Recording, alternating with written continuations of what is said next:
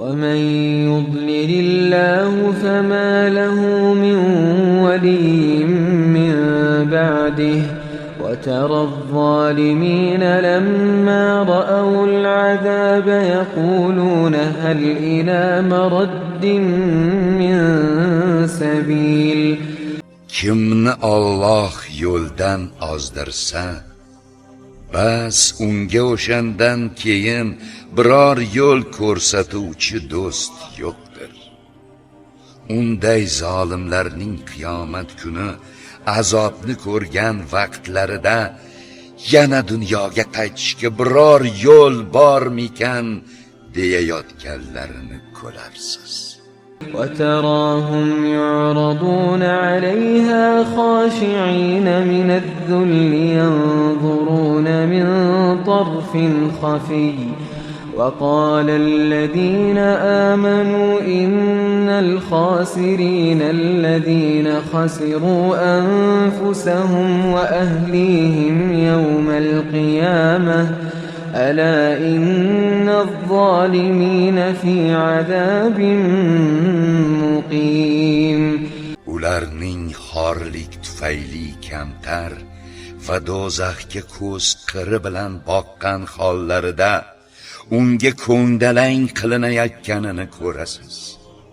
Iymon keltirgan zotlar, albatta chin ziyon ko'ruvchilar, qiyomat kunida o'zlariga, ahli oilalariga ziyon qilgan kimsalar ekan deydilar.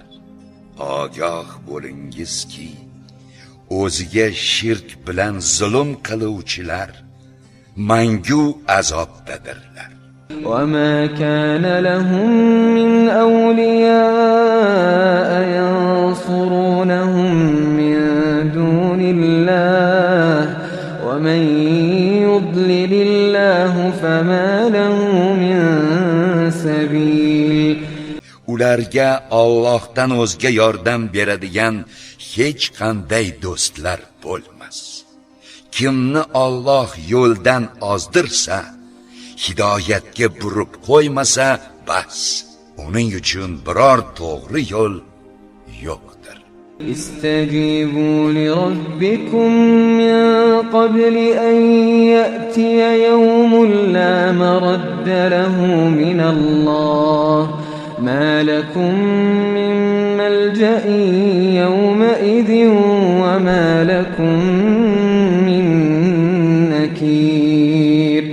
Ey insonlar, Alloh tomonidan hech qaytarib bo'lmaydigan bir kun, qiyomat kelib qolishidan ilgari Rabbingizga ijobat, itoat etingiz.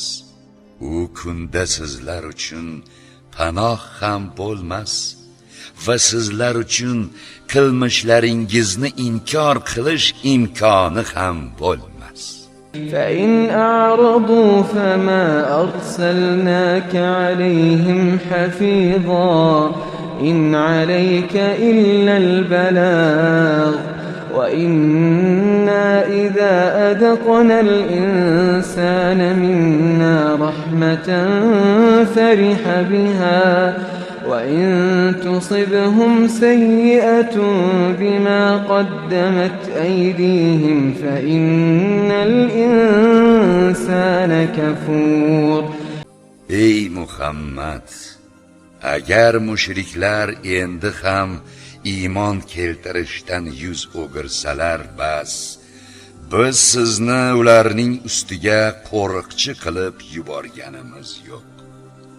Sizning zimmangizda faqat vahiyni yetkazish bor xolos. Dar haqiqat biz insonga o'z tomonimizdan rahmatni, ne'matni tottirgan vaqtimizda u bilan shodlanur. Ammo agar ularga o'z qo'llari qilgan narsalari, gunohlari sababli biror yomonlik yetsa, bas, albatta inson zoti noshukurdir. Lillahi mulkus samawati wal ardi yakhluqu ma yasha يهب لمن يشاء إناثا ويهب لمن يشاء الذكور. Osmonlar va yerning hukmronligi Allohga xosdir. U xohlagan narsani yaratur, xohlagan kishisiga qizlarni hadya etur va xohlagan kishisiga o'g'illarni hadya etur. أو يزوجهم ذكرانا وإناثا ويجعل من يشاء عقيما إنه عليم قدير. yoki ularga o'g'illar va qizlarni qo'shib berur va xohlagan kishisini farzand ko'rmaydigan qilib qo'ygay. Albatta u buning hikmatini biluvchi va o'zi xohlagan narsani yaratishga qodirdir. وما كان لبشر أن يكلمه الله إلا وحيا أو من وراء حجاب أو يرسل رسولا فيوحي بإذنه ما يشاء إنه علي حكيم. Inson bilan Alloh bevosita so'zlashishi mumkin emas. Faqat vahiy orqali yo parda ortidan yoki elchi farishta yuborib izni bilan xohlagan narsani vahiy qilishi mumkin. Albatta u sha'ni oliy va hikmat sohibidir.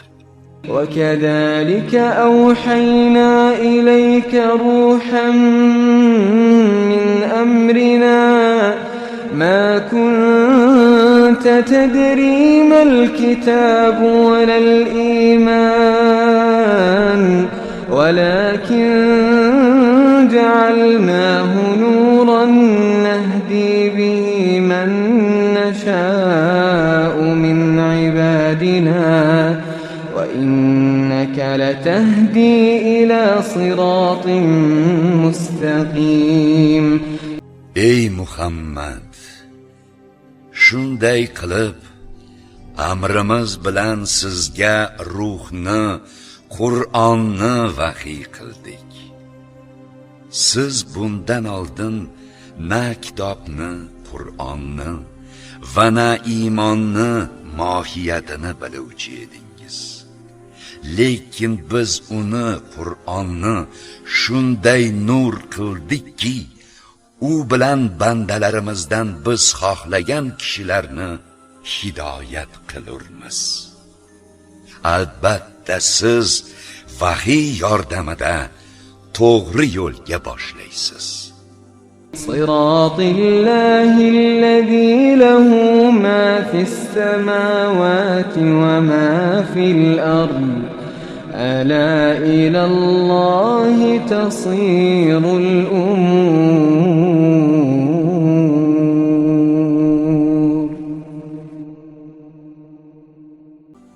U yo'l osmonlardagi va yerdagi bor narsa o'ziniki bo'lmish Allohning yo'lidir. Ogoh bo'lingizki, barcha ishlar Allohga qaytdi.